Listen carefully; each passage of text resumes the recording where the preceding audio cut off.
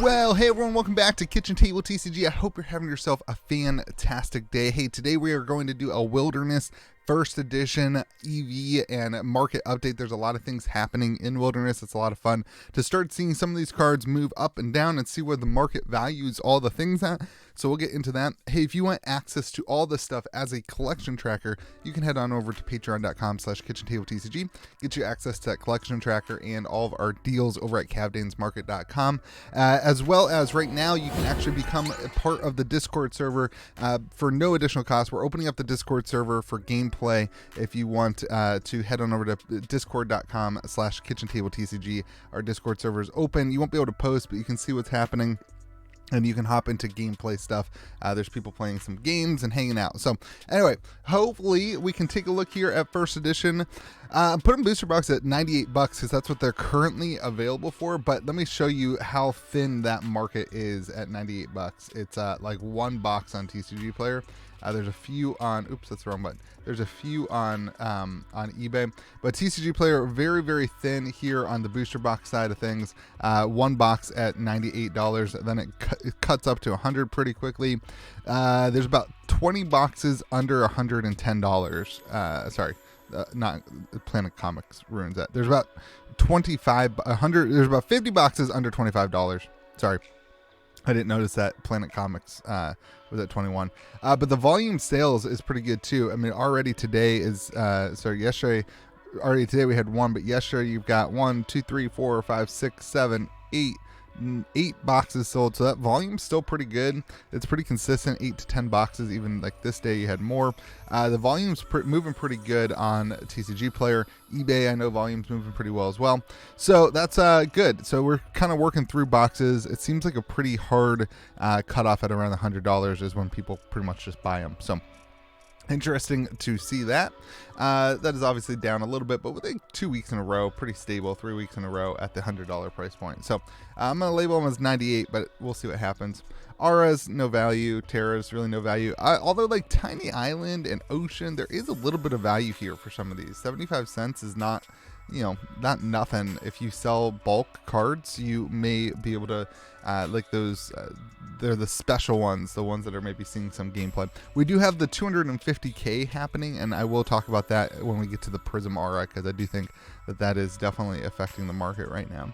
Non-foil bronze, no real value. Non-foil silver, no real value. Non-hollow gold, nothing really. Just Rose Robinson for some reason, sitting at 68 cents.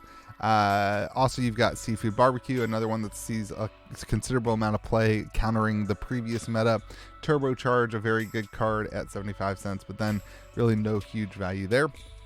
Looking at your reverse hollow bronze, down 2% to 67 cents. You got the unicorn still holding pretty true at $3.50, and that's about it. So it was not the chase card that we all thought it was going to be, but as far as reverse hollow bronzes go, it is certainly the chase card. So reverse hollow silvers down 10% to 50 cents. Nothing really here, just the skunk ape.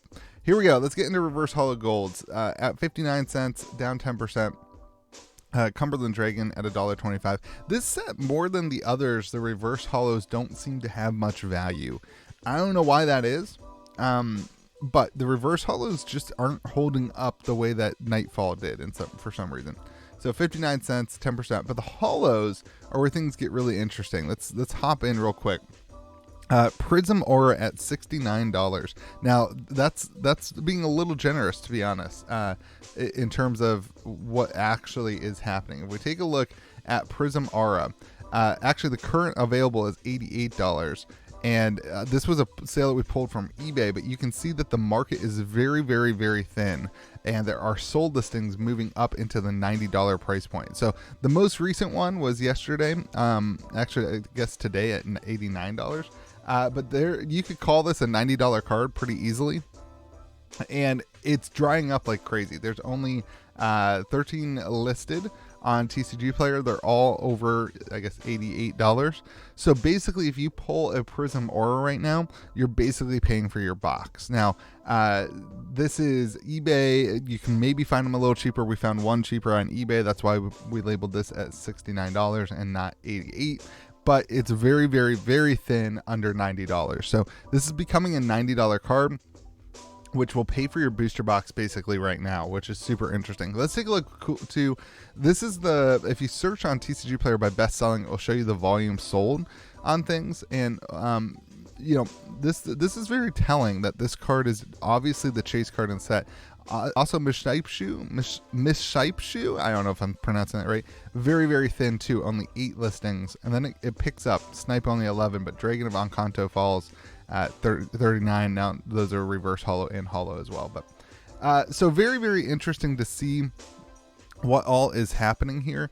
Prism Aura basically being able to pay for your box is incredible. We didn't see that. Now here's my point. We didn't see that with anything with Nightfall. Wendigo was like $70, like, and boxes were more expensive.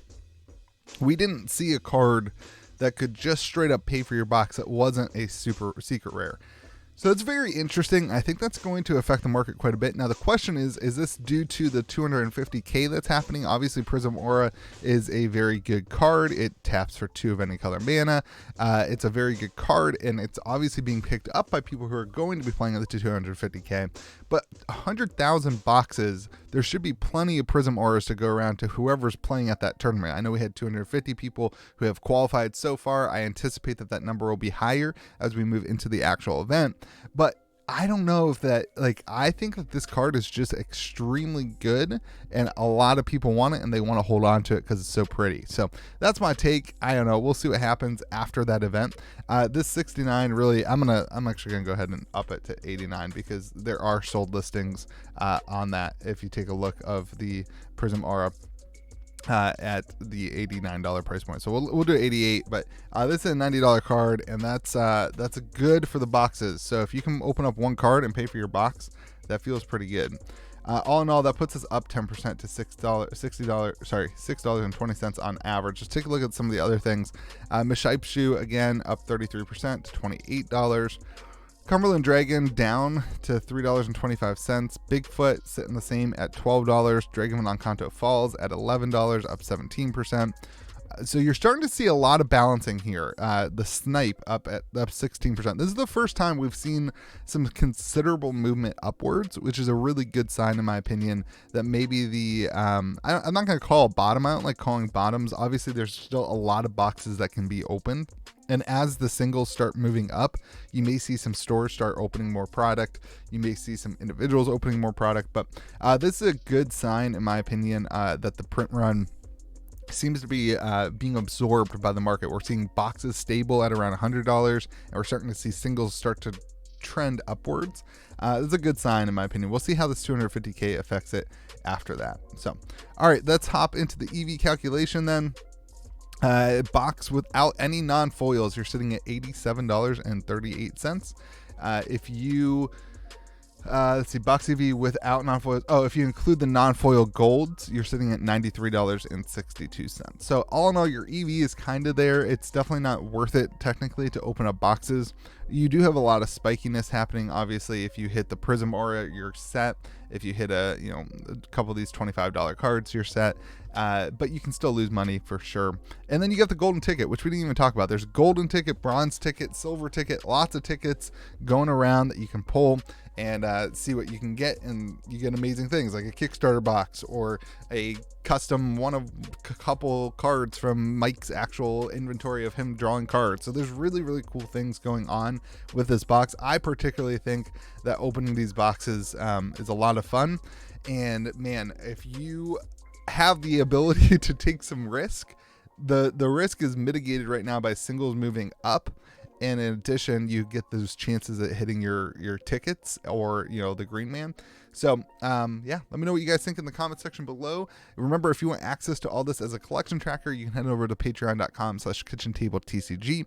You can get access to the Discord server and be able to post if you're a patron. But if you're not a patron and you want to check it out, or if you want to play some games at the open tables, you can head over to discord.com/KitchenTableTCG.